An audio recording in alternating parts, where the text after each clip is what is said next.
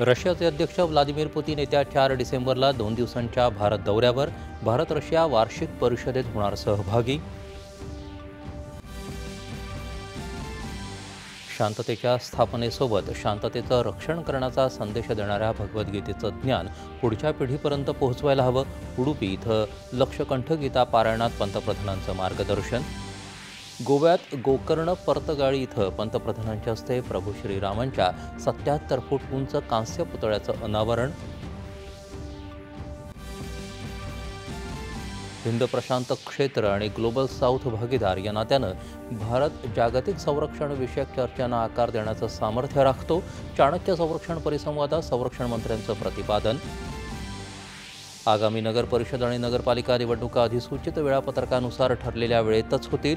सर्वोच्च न्यायालयाचा निर्वाळा. पुढील सुनावणी 21 जानेवारीला. नाशिक कुंभमेळ्यासाठीच्या साधुग्राम उभारणीसाठी वृक्षतोडीला विरोध. पत्रकार परिषदेत उद्धव ठाकरे यांचं प्रतिपादन.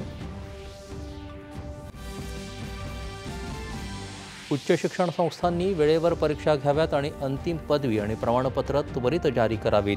विद्यापीठ अनुदान आयोगाचे निर्देश. आणि 56व्या इफ्फीचा गोव्यात थोड्याच वेळात समारोप.